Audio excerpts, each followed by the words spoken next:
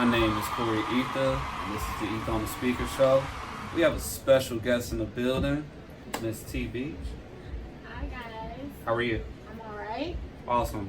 So Sierra hit me up about a couple of weeks ago and stuff, and she has an extensive resume. You know, she's a motivational speaker, author, and all these cool things. So we do have a lot to talk about today. First of all, how are you today? I'm good today. I actually volunteered for a 5K, 10K run, so I've been up since 3 a.m. Awesome. You look like you just woke up, you know, like right out the, not just woke up, but you know, right before you walk out the door, you know what I'm saying, to somewhere important like Ether on the Speaker Show. Exactly. Awesome sauce, right? So for anyone that doesn't know you, tell us about yourself. Where are you from? I am from this community. I'm from the Austin area on the west side of Chicago. Awesome. And how long have you been over here? I'm born and raised here. I've been here 27 years. I actually live in the west suburbs now. But Okay. Awesome. All right, so let's fast forward a bit here, but before we even get to the book, because I really want to talk about this book, right? This book, crazy. The title is like, it's controversial, is what she said.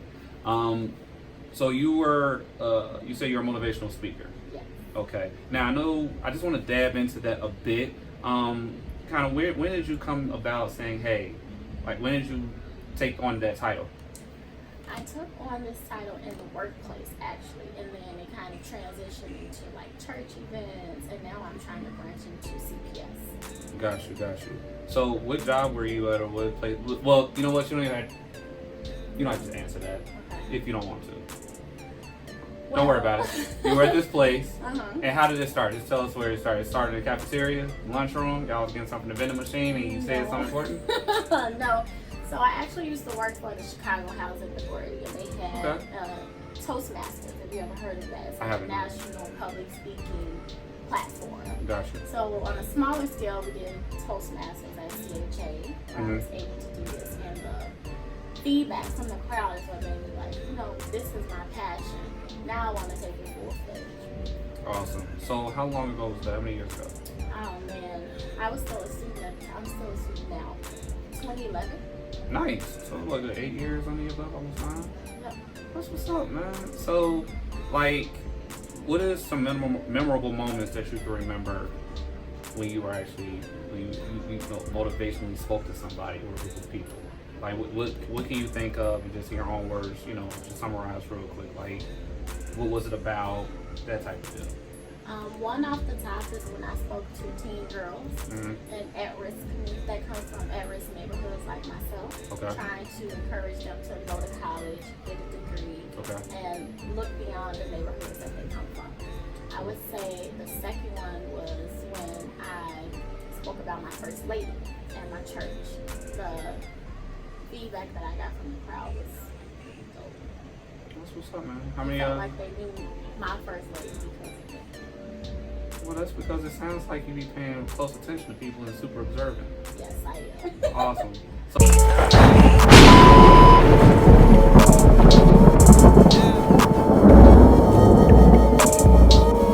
You're now tuned into Ether on the Speaker. So you're a motivational speaker and now author, right? Yes. So let's get into this book, the title. Little Girl, Never Sit on a Man's Lap. Interesting. Where did the title come from? Because we kind of talked about it off camera, but for the people out there in TV land, tell us about that.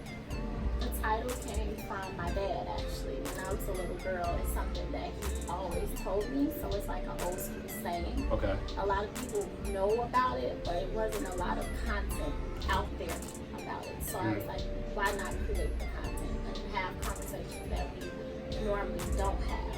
We need to talk about it. Well, of course, there's always all types of conversations about all types of different things that we can have, but why that particular conversation? Why that conversation when there are so many others that could be had? Like, what was it just your dad that told you that, and just kind of like, was there like I don't know, maybe a situation that kind of, made you just go that route? So look, why we need to have these conversations recently, I don't don't know if you saw, but there was like in the news, a CPS worker molested a 11-year-old girl and a 13-year-old girl, I believe, if I have the ages correctly, and one of them was his niece. I did hear about that. Okay, so this is why I feel like the conversation is definitely important. Also, with the recent killings of the little baby girls, Right. mom dating the guy, leave the guy with her kids to babysit, and then they come up. So, and one is super unfortunate. So, there's different layers of this I want to cover, right? It makes sense because honestly, like, I do have a daughter, and my daughter's never been in daycare. You know what I'm saying? Like, around mommy 24/7, and I'm just kind of weird about that too, right? But where do you think this starts? Like, is this like where do you think it starts? Like what do you see when it comes to that? Where do you see the source from? Like, maybe because I mean, you're a woman, and you have men doing this, right? And you do have women doing it too, right? Let's just be honest. But right now, we're talking about men, okay? So the missus talking about, like, where do you think it comes from? Where do you think, in your own eyes? In my own eyes, it comes from someone doing it to someone else. If that makes sense. That's in my own eyes. It's also research as well. So I researched a lot about the topic, and what you find out there is these type of things start in someone when they're a teen. Abuse, molestation.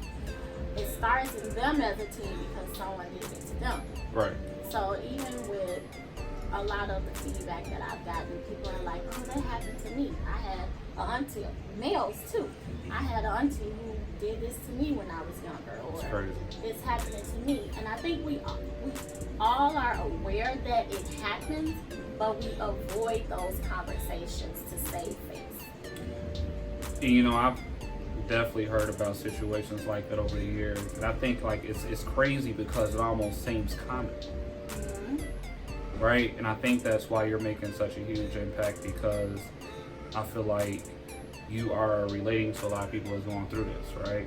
And I think it's dope because you are creating I don't want to say a lane, but you're creating a door to that. You're creating a conversation. You're opening up the conversation. You're saying, okay, where is this coming from? Why is this affecting such, you know what I mean? And it's affecting so many people. You have people that are vocal about it. You have people that don't say anything.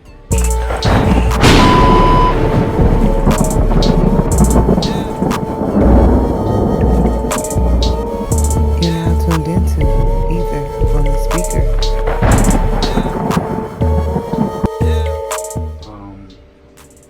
What made you want to speak up and say, yo, I'm going to speak on this? Because it is such a touchy subject.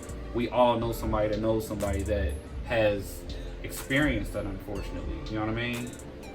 What was it that you said, yo, I'm going to? It's a lot of different things. What's the main thing? Breaking generational curses. So the story or the book is about my life. Okay. So it's something that happened to me personally, and I wanted to use it as a platform to reach out to other people and say, hey, you're not alone, or hey, me too, but this is how we can overcome it. And this is how we can not let these things put barriers over our lives. Okay. So it's basically like, it's almost like therapy without having to sit down. Yes. It's kind of like reading it is therapy, because probably every time people read it, people that have experienced reading it, they're like, damn, I want to do that too. Yo, for real, me? It's that, right? Yes. But I am a person where I think of, because that's a super touchy subject. Yes. I don't even know how to go about that, but what I will say is this. I think we have all dealt with all types of different things, and it's turned us into, we become bigger voices for the voiceless, right? So you create a platform where you want to open up that door for women such as yourself that went through similar situations. But I think the bigger thing is the healing process.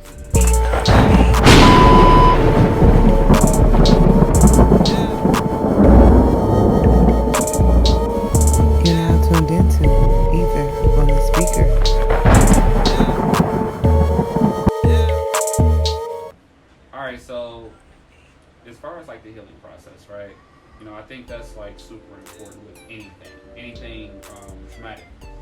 because any type of trauma, to survive it and to really be able to live your life the right way, whether it's physical, emotional, whatever, you have to be able to heal from it if you want to. I've seen people, those people that they've had situations, but they don't want to heal. It's like they've found comfort in their trauma. Like, where do you think you are right now? Like, do you think you're healed? Do you think are you still in between? Because not a lot of people really voice that part either. They voice the issue, but they don't really voice the effect. So, like, if that's if that's okay to ask, where are you mentally and emotionally and stuff like that today? I think that's absolutely a great question that I do want to answer. I am still in the healing process. Part of the reason why I wrote the book and I wanted to drop the book at this time is because I'll be 30 at the end of this month. Okay. So I'm having a live book signing the day before my 30th birthday because I want to walk into my 30s healed. Can I pull up? You can pull up. You can pull up. Yes, you know what I mean? You got a lot of women there, Yeah. You got some that's healed. No, ain't no looking beauty. No, hell no. I'm trying to protect myself. I'm not putting anything, I'm protecting myself. Okay. If I come across, you got people that's in a good mood, you got people that's in a bad mood, you got people that's in an in-between mood. Mm-hmm. I'm a cool guy. I want to come there and support, I don't know what, sometimes you want to fight, I hope not. I'm not violent, what I mean? Well, that's super dope. So as far as the launch, like any great, appearances, anything that you want to tell the people? Oh man. Well, as far as the launch goes, I do have a psychologist and therapist coming out to do like a panel type of thing, talk about these issues, and I think it's pretty dope because I only have one black male, and I think that his voice is going to be a complete impact because he's a black male in psychology, and we don't have a lot of that, right? We don't. Let me ask you this.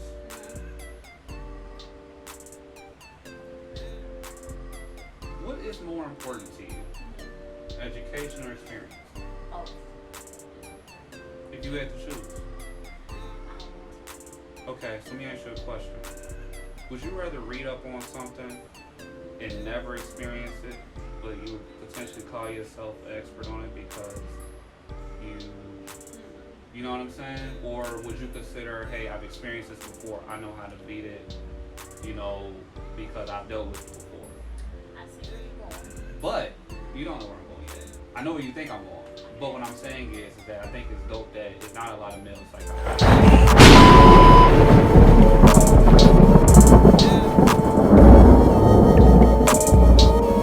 You're now tuned into Ether on the speaker.